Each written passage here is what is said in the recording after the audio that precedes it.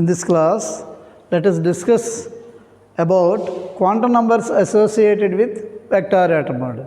In the previous class, we discussed the Stern-Gerlach experiment, which is an experimental evidence for vector atom model. So, after that experiment, we have to discuss about the quantum numbers associated with vector atom model. Quantum numbers are 7. The first one is the principal quantum number or total quantum number, and the second one is orbital quantum number. The first one is principal quantum number n. The second one is orbital quantum number L. The third one is spin quantum number S. Fourth one is total quantum number J. And the fifth one is the magnetic orbital quantum number ML. The fifth one is the magnetic orbital quantum number ML. Sixth one, magnetic spin quantum number MS. And the seventh one, magnetic total quantum number J. These seven are the quantum numbers. So, in an atom, no two electrons are having the same 7 quantum numbers.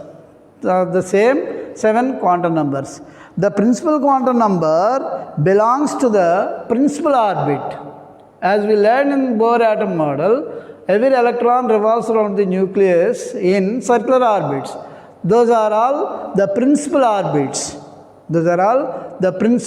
orbits.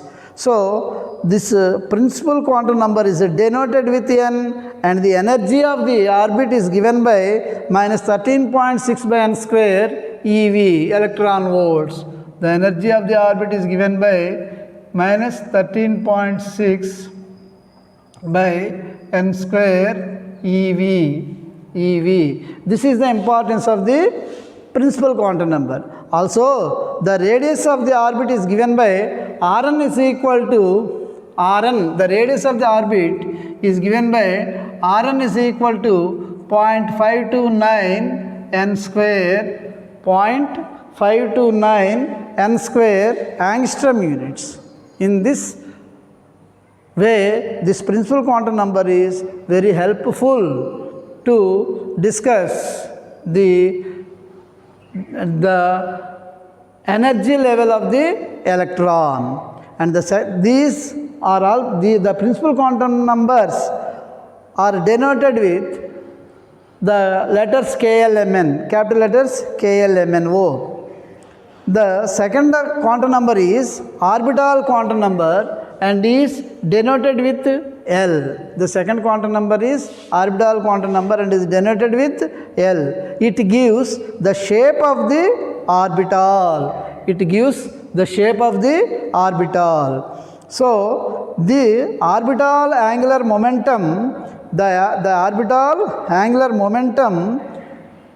it depends upon the shape of the orbital. In general, it varies from 0 to n minus 1, where n is the principal quantum number. The possible values of L are 0 to n minus 1. So, they are termed as SPDF orbitals. If L is equal to 0, S orbital. If L is equal to 1, P orbital, etc. So, in this way, the orbital quantum number is also helpful for us to estimate the angular momentum of the electron in a particular orbit. And the third one is spin quantum number.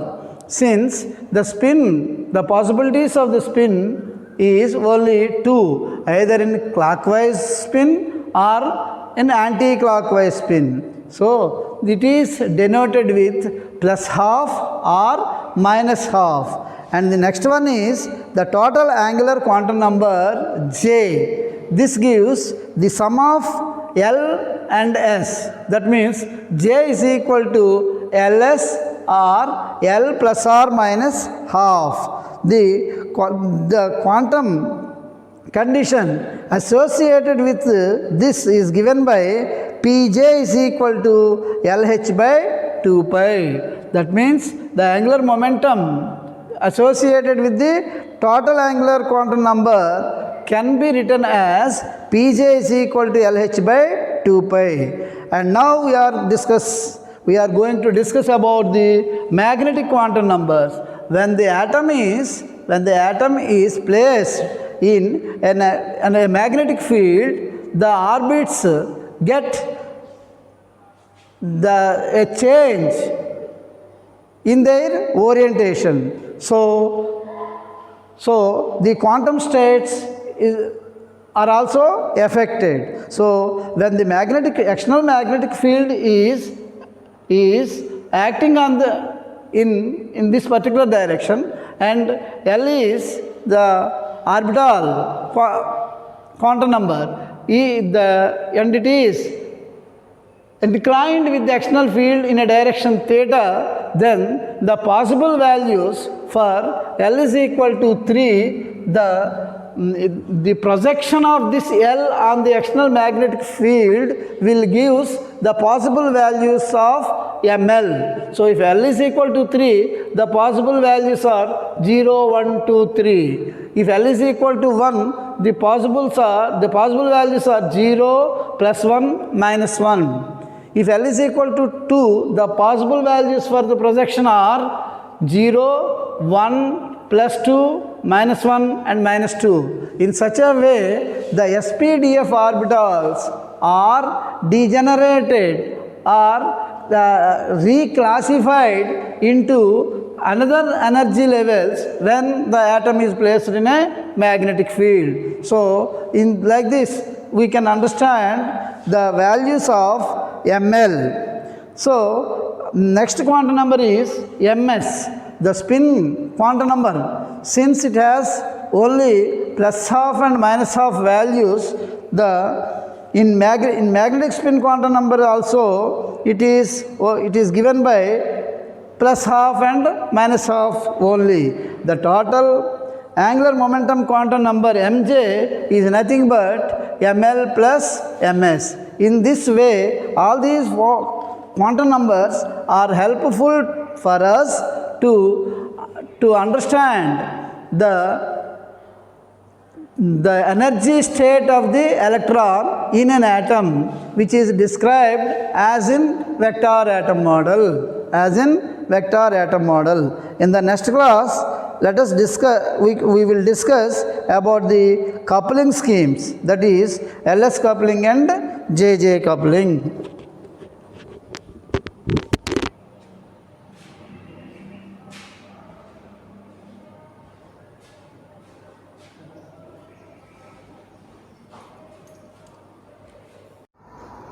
Today, in this class, let us discuss about matter waves and uncertainty principle. Matter waves and uncertainty principle. This is the second unit of our syllabus. So, before going to the concept of matter waves, let us discuss about wave and particle duality of radiation. Wave and particle duality.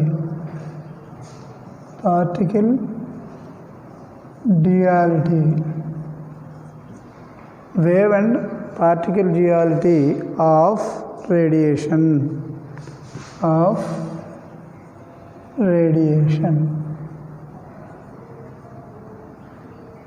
So, we know that particle is identified with its mass, velocity, momentum and energy.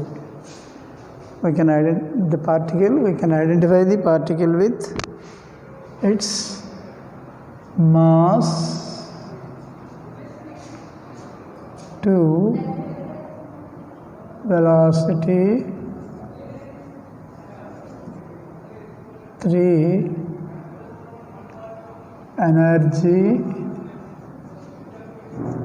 and momentum.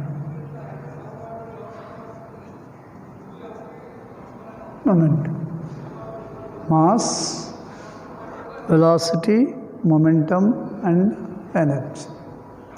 That means every particle possesses some mass. When it is displaced from one point to another point, it possesses velocity. The product of mass and velocity is called as momentum.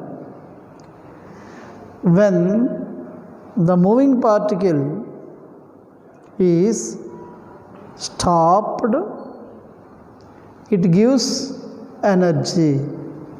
That means its kinetic energy is converted into some other type of energy. So, the material particle is identified with its mass, velocity, momentum and energy. Whereas the wave is identified with its frequency, wavelength, amplitude, intensity and phase of wave velocity. A wave is identified with its frequency, frequency, 2, wavelength,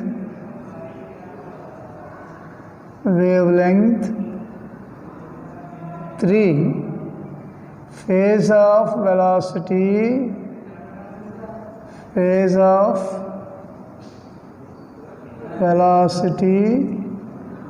and 4, intensity,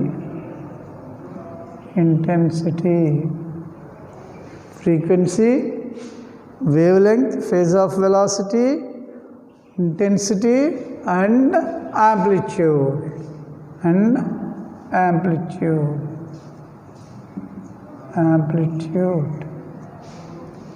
So the particle is characterized by its mass, velocity, energy and momentum, whereas a wave is characterized by its frequency, wavelength, phase of velocity, intensity and amplitude. So here duality means the radiation behaves like a material particle in some cases and it behaves like a wave in some cases. This is what is called as duality. As we learned in our second year physics, the concept of interference, diffraction, etc. can be explained on the basis of wave nature only, because the influence of two waves at a particle simultaneously results interference effect or diffraction effect, etc. If it is a particle, we cannot expect two particles simultaneously at a point. So, interference and diffraction are explained only on the basis of wave nature of light. But quantum theory, photoelectric effect or Compton effect, these are all explained on the basis of the particle nature of the light. Particle light is nothing but a light photon. A light photon behaves as if it is a particle. So, by treating it as a particle, and on the basis of the collision theory between the matter and the light particle, we can explain the Compton effect and photoelectric effect and quantum theory. So, light behaves as a wave in some experiments, and it behaves as a particle in some other experiments. This is what is called as duality.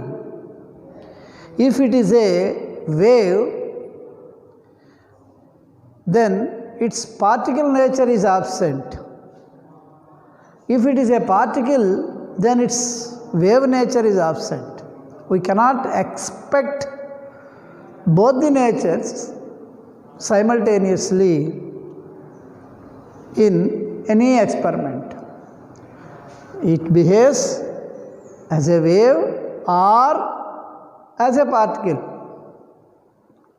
So, the behavior of light, this type of behavior of light is called duality.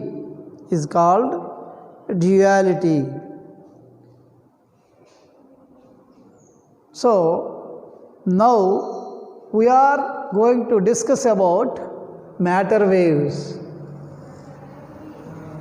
Since light possesses dual nature, the material particles like electrons, protons, neutrons, etc., when they are in motion, they will also exhibit the wave properties. The moving particles like electron, proton and neutron will also exhibit wave properties. This is the de Broglie's hypothesis of matter waves. This is the de Broglie hypothesis of a matter wave. A material particle which is moving with a velocity v will exhibit a wave of wavelength lambda is equal to h by mv. Here lambda is the wavelength of the matter wave, h is the Planck's constant, m is the mass of the material particle and v is its velocity. V is its velocity. This is also written as h by p. So, every material particle which is moving with a velocity v will exhibit wave properties. The wavelength of such a wave is given by lambda is equal to h by mv. This is the de Broglie's concept. So, the conclusions of de Broglie waves or de Broglie hypothesis are: since the universe is composed of light and the light, radiation and matter, and since nature loves symmetry, Light possesses dual nature, so matter also possesses dual nature. So, wave or matter, these are the two modes through which the energy is propagating in the nature. Wave or matter, matter means material particle, are only two modes, two types, are only two modes through which the energy is propagated in nature. The universe is composed of light radiation and matter. Light radiation and matter. Since nature loves symmetry, light possesses duality, we can say that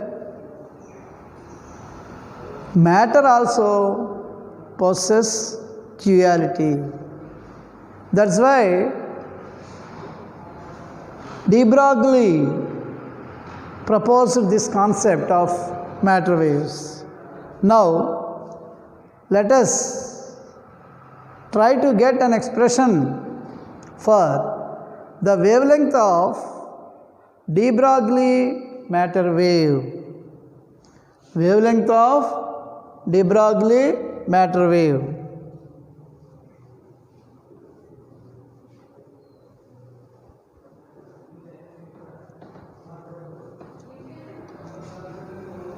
Wavelength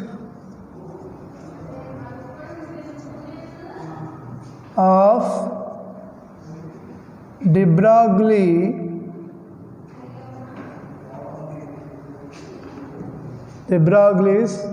matter wave.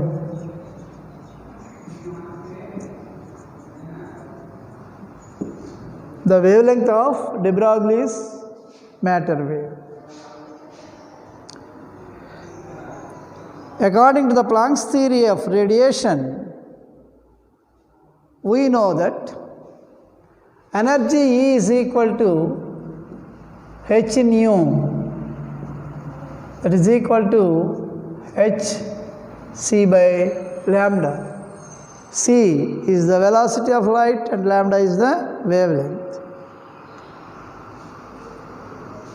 This is applicable for a wave whose frequency is nu. For particle, the energy E is equal to mc square according to Einstein. Here m is the mass of the particle and c is the velocity of light. So, comparing these two equations, we can write hc by lambda is equal to mc square or lambda is equal to hc by mc square. This is equal to h by mc. Lambda is equal to h by mc. Here m is the mass of the photon and c is its velocity. So, for a material particle which is moving with a velocity other than the velocity of light, for a material particle which is moving with a velocity v, then the wavelength associated with its matter wave or the wavelength of the wave exhibited by the moving particle can be written as lambda is equal to h by mv. Comparing these two equations, here c is the velocity of light because this is photon. Here v is the velocity of the material particle like electron or proton. neutron. M is the mass of the material particle. Here M is the mass of the photon. Since photon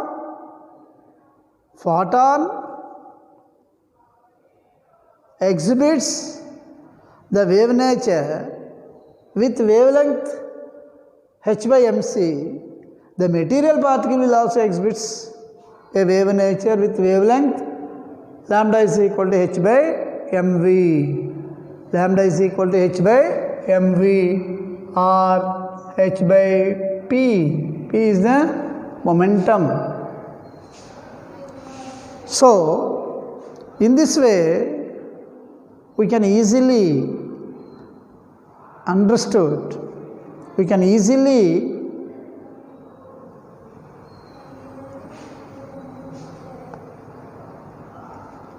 compare, or we can easily assume a matter wave. So, what is a matter wave? Matter wave is the wave nature exhibited by the moving particle. If you feel that the moving particle is a wave, the material nature is absent. We cannot expect the material nature and the wave nature simultaneously. That means an electron having mass m, which is moving with velocity v, will behave like a wave whose wavelength is lambda, which is given by h by mv. An electron of mass m, when it is moving with a velocity v, it exhibits wave properties with wavelength lambda is equal to h by mv, just like a light wave. Just like a light wave, the electron is also supposed to be treated as a wave when it is in motion. When it is in motion. So, we can write different expressions for the wavelength of the matter waves. In terms of kinetic energy, we know that kinetic energy E is equal to half mv square. Kinetic energy E is equal to half mv square. This is equal to half m square v square by m. This is equal to half m square v square by m, or this is equal to half p square by m. Half p square by m. Therefore, p is equal to square root of 2m E, square root of 2me. P is equal to square root of 2me. Substituting this in the above equation, we can write lambda is equal to h by square root of 2me. Here E is the kinetic energy of the particle which is moving with a velocity v. Here E is the kinetic energy of the particle which is moving with a velocity v. The kinetic energy is nothing but half mv square. So, the expression for de Broglie wavelength in terms of kinetic energy can be written as lambda is equal to h by square root of 2me. So, this is one form of the wavelength. The wavelength of the matter wave is also expressed in terms of charge and potential. That means, in case of a charged particle, when it is moving, it also behaves like a wave. Electron itself is a charged particle, electron, proton. The charged particle also, when it is in motion, it also exhibits some wave nature. For that particle, the energy is given by E is equal to QV. The energy is given by E is equal to QV. Here, Q is the charge and V is the potential or potential difference which is applied on the charged particle.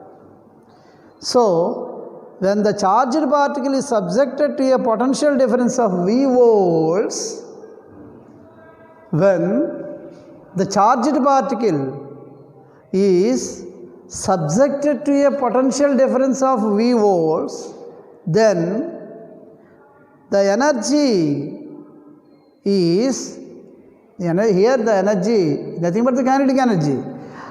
The kinetic energy is expressed as QV, where Q is the charge of the particle. This is by the definition of potential difference. This is from the definition of potential difference.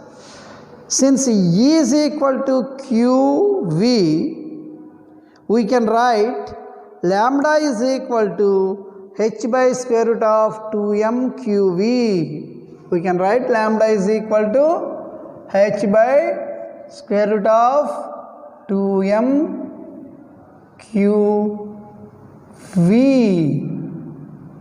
2m QV. H by square root of 2m QV. Here V is potential difference, not velocity. V is potential difference but not velocity. So, in case of charged particle, the wavelength of the matter wave is represented by the expression lambda is equal to H by square root of 2m QV.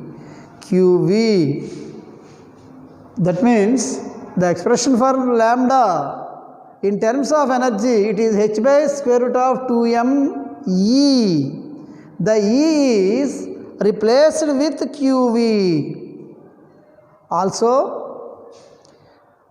if the material particle is in thermal equilibrium at a temperature T, if the material particle is in thermal equilibrium at a temperature capital T, material particle is the thermal equilibrium means the particle possesses some kinetic energy due to the temperature. Then if the temperature remains constant in some space, in some area, we can say that thermal equilibrium exists there, prevails there. In such a case, the kinetic energy of the material particle which is in thermal equilibrium is represented by E is equal to 3 by 2 kT. E is equal to 3 by 2 kT. Now, as we know that lambda is equal to H by square root of 2me, we can replace E with 3 by 2 kT. Now, lambda is equal to H by square root of 2m into 3 by 2 kT. That is nothing but H by square root of 3m kT. So, these three are the expressions for the wavelength of the matter waves. So, in the next class, we will discuss about the properties of the matter waves and Davis and Germer experiment.